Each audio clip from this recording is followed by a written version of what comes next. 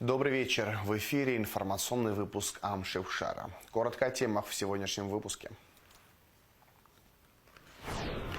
Кавказский инвестиционный форум с участием 25 стран начал работу в выставочном комплексе Минводы-Экспо в Ставрополье.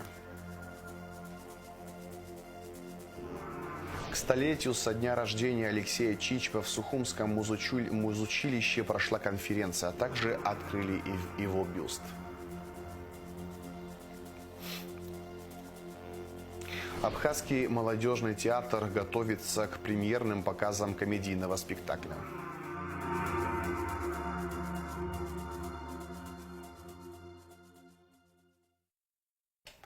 Кавказский инвестиционный форум с участием 5000 представителей из 25 стран начал работу в выставочном комплексе Минводы-Экспо в Ставрополье. Мероприятие проходит при поддержке президента и правительства России. В форуме принимает участие делегация из Абхазии во главе с президентом Бадрой Гунба. Главная тема форума в этом году – инвестиционный путь. Прошлое, настоящее, будущее. Гугут Савардани расскажет подробности. Представители из 25 стран собрались на Кавказском инвестиционном форуме в Минеральных водах. Мероприятие масштабное. Среди почетных гостей абхазская делегация во главе с президентом республики Бадрой Гунба.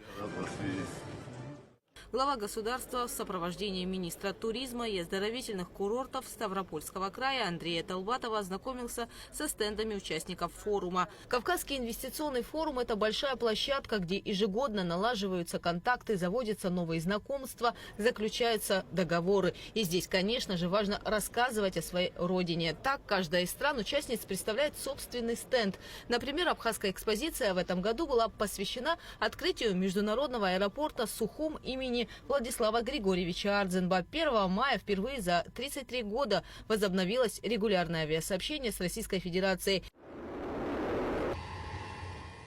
Во второй половине дня экспозиционный стенд Республики Абхазия посетили заместитель председателя правительства Российской Федерации Александр Новак и полномочный представитель президента России в Северо-Кавказском федеральном округе Юрий Чайка. Их встретил президент Республики Абхазия Бадра Гунба. Приветствую вас. Здравствуйте. Прошу. Уважаемые коллеги, позвольте представить вам один из крупнейших проектов, который реализуется в Республике Абхазия. Благодаря эффективной работе взаимодействия правительства Российской Федерации и Республики Абхазия нам удалось привлечь частного инвестора, с которым был подписан соответствующий документ. И в результате мы имеем вот такую красоту на сегодня. Данный проект предполагает два этапа. Первый этап – это северная часть, которая уже сегодня реализована в части полностью завершенной аэродромной инфраструктуры. С 1 мая регулярное сообщение с Российской Федерацией запущено. Мы ждали этого более 32 лет. С момента начала войны аэропорт наш, к сожалению, не работал. Для нас это грандиозный успех, для нас это пример того, что мы можем развиваться, можем идти вперед и всегда готовы сотрудничать и с частными инвесторами, и с государственными структурами во благо и развития наших отношений и во благо наших граждан. Абхазия рада приветствовать гостей круглый год. На текущий момент аэропорт уже связывает Республику Абхазия с городами Москва и Нижний Новгород, и в ближайшее время ожидается увеличение направлений. Все подходят, спрашивают, всех удивляет проект аэропорта. Очень приятно для всех близость к морю, возможность в период ожидания вылета или пересадок отдохнуть на берегу. Также на стенде представлены товары абхазских производителей, безалкогольные и алкогольные напитки, аджика, чай и продукты переработки фруктовых плодов. В состав делегации Абхазии входит вице-премьер Джансухнанба, министр энергетики Баталмушба и министр экономики Теймурас Микваби. В деловой программе форума участвуют руководители органов государственной власти, представители российских и международных компаний, СМИ. Бадра Гунба посетил стенды Юга России, Северного Кавказа и Южной Осетии, где были представлены товары местных предприятий. Президент высоко оценил потенциал промышленного и аграрного секторов, выразив готовность к реализации совместных проектов. На полях форума президент Абхазии дал эксклюзивное интервью старейшему информационному агентству России ТАСС. В беседе были затронуты темы экономической интеграции, туристического сотрудничества и перспектив абхазо-российского взаимодействия.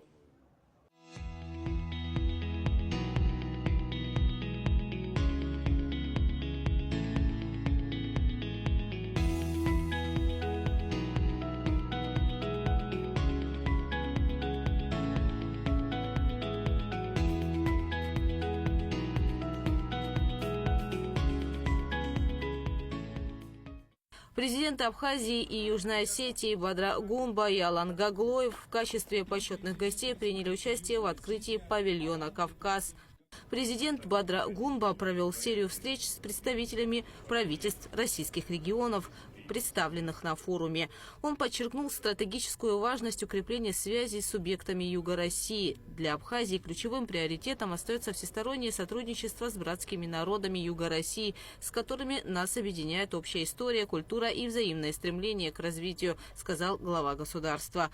Сегодня очень отрадно и приятно наблюдать то, как развивается Кавказ в целом, Северный Кавказ. Это те программы, которые реализуются в рамках поддержки субъектов Российской Федерации. И, конечно же, плоды ощущают жители региона. Очень приятно, что в целом регион перестал быть источником некой опасности. Сегодня совершенно спокойно люди сосуществуют, принимают решения, созидают, улучшают качество жизни. Это очень приятно наблюдать. И мы, конечно же, хотим, чтобы и Абхазия была представлена на таких очень важных экономических форумах. В рамках нашего взаимодействия с Российской Федерацией на территории Абхазии реализуется большое количество инвестиционных проектов. За предыдущие 5 лет более 30 миллиардов частных инвестиций, частного капитала пришло в экономику Абхазии. Инвесторы поверили в нашу страну, реализовывают у нас проекты, и мы, конечно же, будем всячески оказывать содействие, поощрять как и инвесторов, так и внутренних инвесторов, которые готовы вкладывать в свою же экономику. В этой связи я уверен, что у нас перспективы взаимодействия, развития, они безграничны, учитывая близость. Вы знаете, что буквально недавно также был реализован очень важный транспортный проект. Это, значит, железнодорожное сообщение, электричка, которая связала, значит, Сириус и город Сухум. Надеюсь очень, что мы реализуем следующий проект, который будет связывать уже Сухумский аэропорт с Сочинским аэропортом. То есть такого рода проекты, они нацелены на улучшение и качества жизни граждан, проживающих на территории, также и доступность, удобство для туристов, которые посещают нашу страну. В рамках Кавказского инвестиционного форума президент Абхазии Бадра Гунба и зампредседателя правительства России Александр Новак обсудили широкий круг вопросов абхазо-российского сотрудничества, реализацию госпрограммы социально-экономического развития Абхазии на 2022-2025 годы, ход формирования проектов отраслевых программ социально-экономического развития Абхазии до 2030 года в туристической, образовательной, энергетической, здравоохранительной, социальной сферах. Второй день форума завершился пленарным заседанием, в котором принял участие президент Республики Абхазия Бадра Гунба.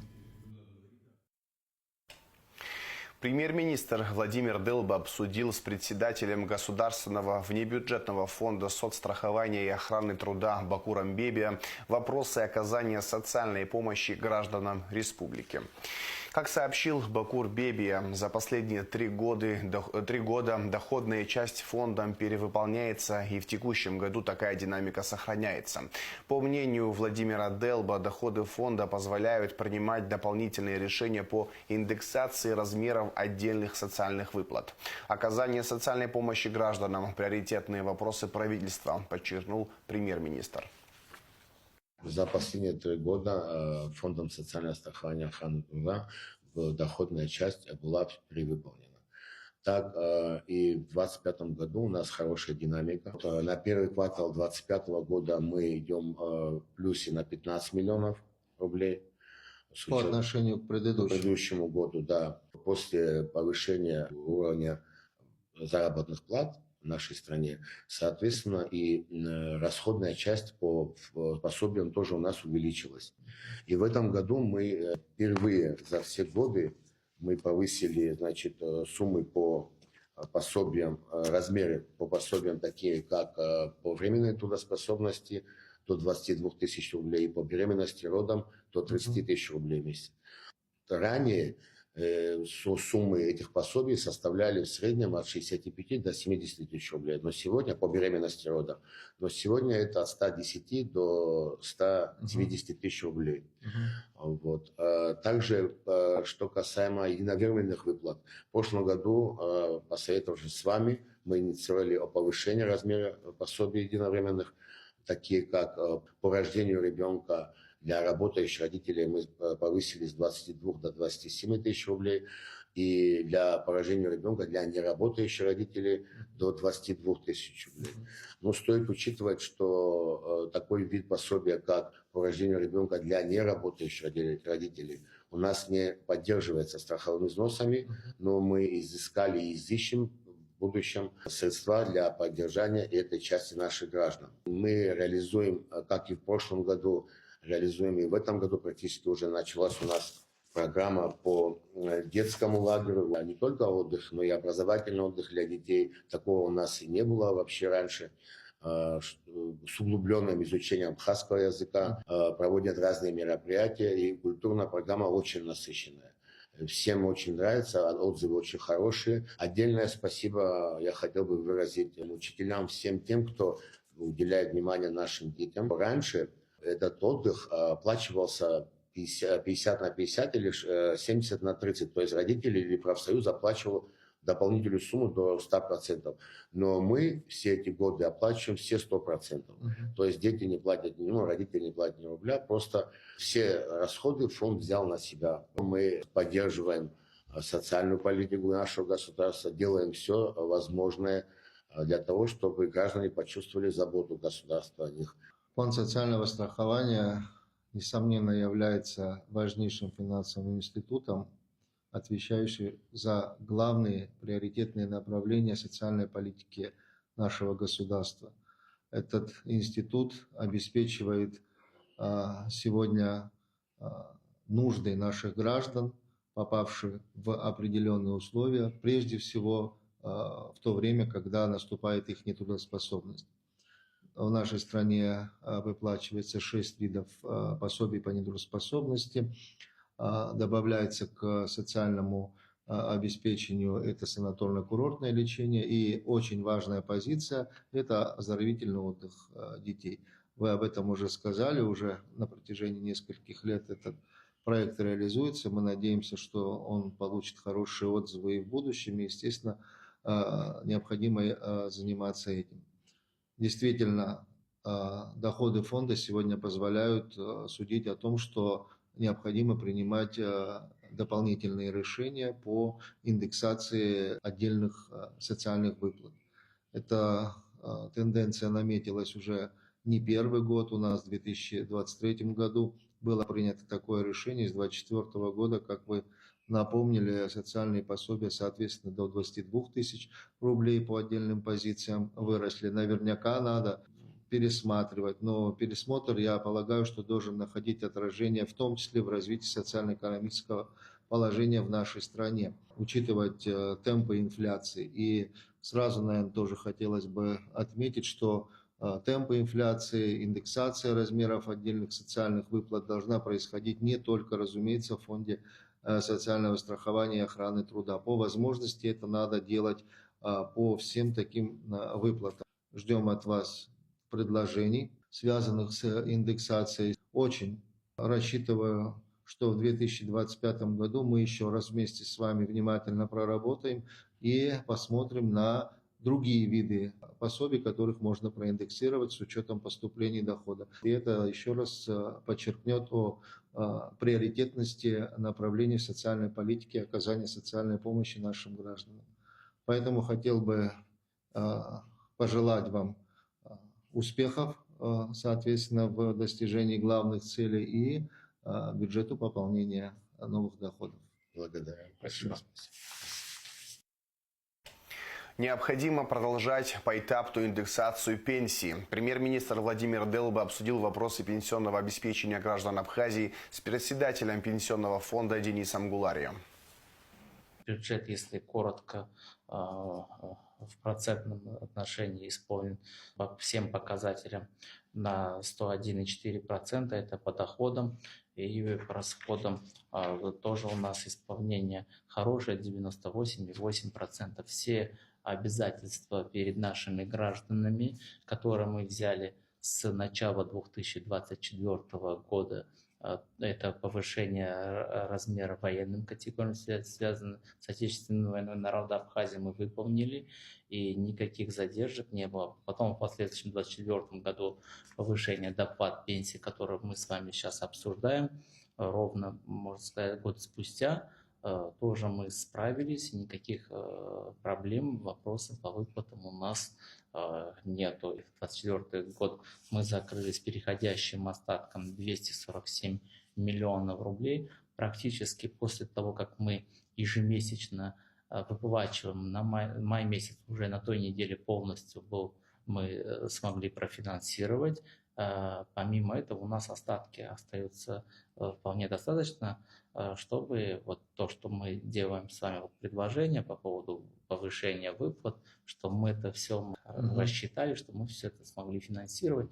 Думаем, что мы справимся. И мы предварительно с вами обсуждали о том, как поэтапно нужно повышать размеры пенсии, либо доплаты к пенсиям. Самая большая категория, которых может затронуть, это, разумеется, пенсионеры по возрасту. Да, их больше всего. Вот более 8 тысяч человек коснется эта инициатива.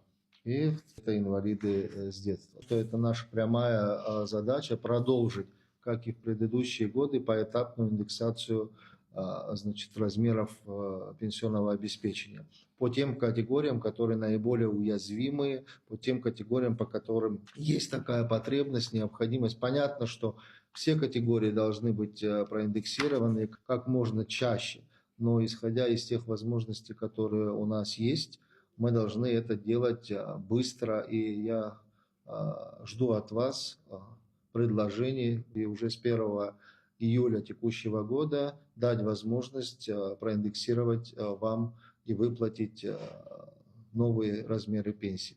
Темпы роста заработной платы, они очевидны, мы их тоже наблюдаем, о том, что ежемесячно растет размер заработной платы как по количеству занятых, так и по средней заработной плате. И это дает возможность принимать такие решения. Мобилизация должна происходить постоянно. Наличие задолженности является несправедливым по отношению к получателям пенсионных выплат. Платежи во внебюджетные фонды, платежи в бюджет в виде налогов, они существуют не для того, чтобы накапливать у плательщиков задолженность. Они существуют для того, чтобы их платить, потому что у государства есть основные задачи и функции, которые оно должно выполнять. И я очень рассчитываю, что нам удастся с 1 июля обеспечить так же, как и прежде, бесперебойное финансирование пенсий с учетом предложений, которые вы сейчас вносите. Вот. Ну и, соответственно, в последующие годы заниматься тем же самым. Мобилизацией и одновременно индексацией размера пенсионных выплат. Только так, другого пути у нас нет. Граждане, оказавшиеся в сложной жизненной ситуации в связи с привлечением к ответственности на территории Российской Федерации, смогут обращаться на специальную горячую линию для получения правовой помощи. Состоялось заседание рабочей группы, созданной во исполнение поручения президента. Группа занимается вопросами правового содействия гражданам Абхазии, имеющим гражданство России и являющимся получателями социальных выплат, в том числе пособий в связи с рождением и воспитанием ребенка, а также материнского капитала. В рамках заседания были рассмотрены ключевые направления работы, подготовка предложений по реализации организационно-правовых мер поддержки граждан, организация взаимодействия с компетентными органами Российской Федерации, формирование и систематизация сведений о гражданах Абхазии, привлеченных к ответственности в России за нарушение закона в сфере социального обеспечения. Генпрокурор Абхазии Адгур Агырбан подписал приказы об освобождении от должности прокурора Гулрипского района Аслана Латария и об увольнении по собственному желанию прокурора Гагарского района Беслана Пкин. Видеомост Москва-Сухумский-Инвал на тему вступления в силу указа президента России Владимира Путина об упрощенном получении гражданства Российской Федерации для граждан Абхазии и Южной Осетии прошел в международном пресс-центре «Спутник Абхазия». Заместитель председателя Комитета Государственной Думы России по делам СНГ и евразийской интеграции и связям с соотечественниками Артем Туров отметил, что претендентам на российское гражданство не потребуется соблюдать требования по постоянному проживанию в России, знанию русского языка и российской истории. Граждане Абхазии и Южной Осетии, постоянно проживающие на территории республик, могут подать заявление в диппредставительство в этих странах. Если они уже проживают в России, то смогут обратиться в территориальный орган МВД по месту своего пребывания или жительства. По словам депутата парламента Абхазии Инара Гицба, указ об упрощенном получении гражданства России был очень ожидаем в республике.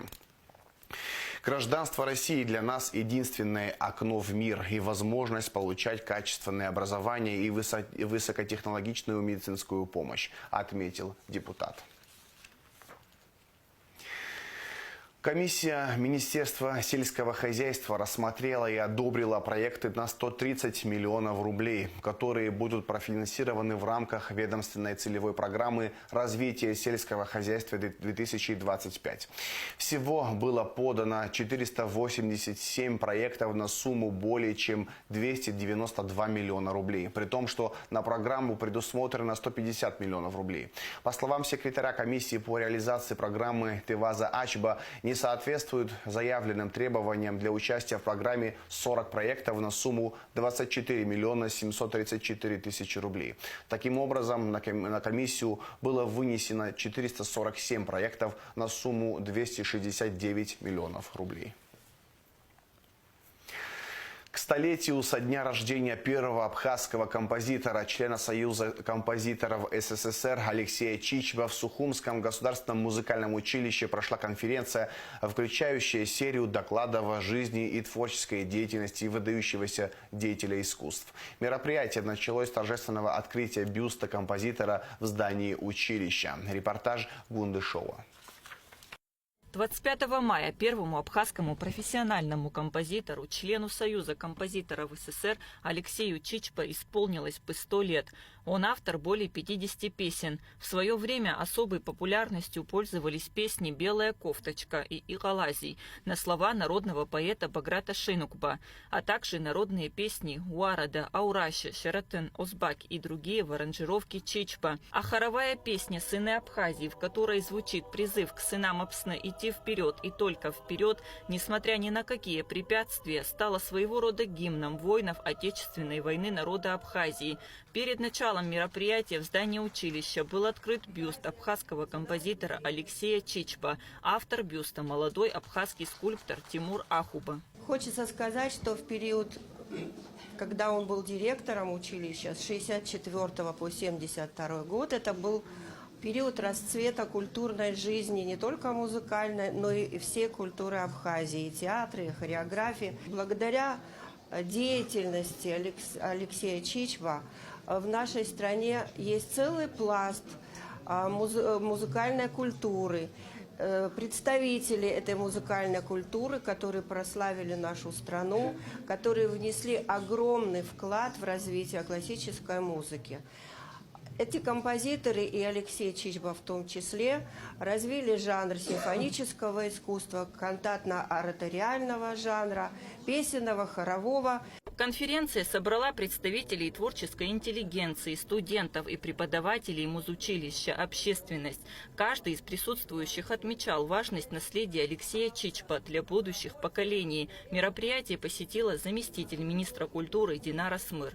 Культура министра Рахзела и Тахча забзурала, схарджирала, ари абака арту. И того бхаяс верстахоп, асахя тухуя скульптор Тимур Ахуба. Рубаский того бхалас верстахоп, ацараиурта директора Нинель Бориси Паха, Бжаня, Аджиба Дуилбо, ари ахай тагдзена, ауско, ими пулго, изиге ими пулгирона его. И того дарадza, арцейчей, ирзех еще, акчара дука. Конференция включила в себя серию докладов о жизненном пути и творческом наследии Алексея Чичпа. Выступающие подробно анализировали вклад композитора в развитие абхазской музыкальной культуры, подчеркивая его новаторский подход и глубокую связь с национальными традициями. Особое внимание было уделено его произведениям, ставшим классикой абхазской музыки и получившим признание далеко за пределами республики. В мероприятии приняли участие семья и близкие родственники выдающегося деятеля. От имени семьи Алексея Чандовича Чичпа, от его братьев, мы хотим вам сказать огромное спасибо за то, что вы вспомнили его в его столетие, организовали этот юбилей, вложили немало труда и своего времени, чтобы люди знали, чем он занимался, какую гражданскую позицию он занимал, какая у него была любовь к своему народу и родине.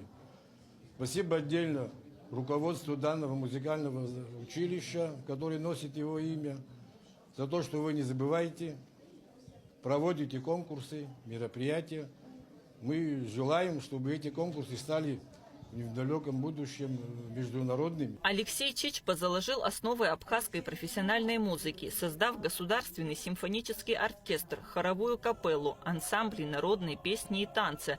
При его активном участии был создан Союз композиторов Абхазии. С докладом о значении педагогической деятельности Чичпа в становлении абхазской профессиональной музыкальной школы выступила музыковед и преподаватель теоретических дисциплин Асида Царгуш. Человек, сыгравший огромную роль в развитии музыкального образования в Абхазии, сам не имел возможности получить его в детстве и юности. Может, именно поэтому, возглавляя альма-матер абхазской музыки, он наперекор всем обвинениям в том, что училище принимали детей даже с весьма средними музыкальными способностями, отвечал, что его задача открыть двери в мир музыки как можно большему количеству молодых людей.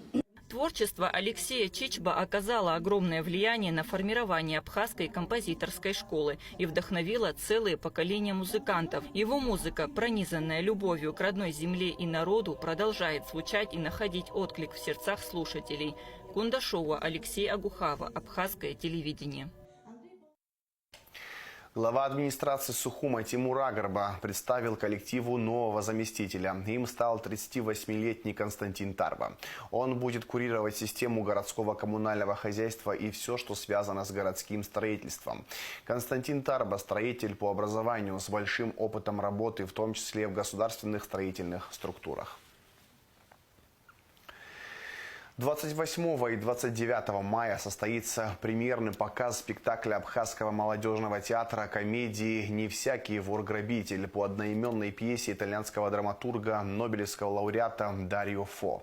Ставит спектакль художественный руководитель Ачинского драмтеатра, режиссер Никита Рак.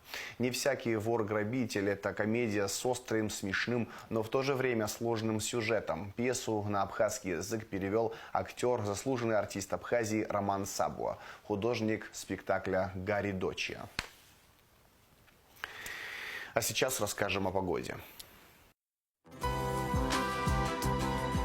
Во вторник, 27 мая, в Абхазии ночью без осадков, днем и вечером местами возможен дождь. Температура воздуха ночью 15-20, днем 21-26 градусов тепла.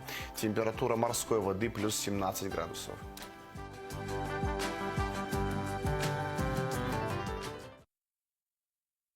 На этом информационный выпуск Амшикшара подошел к концу. Всего хорошего. До свидания.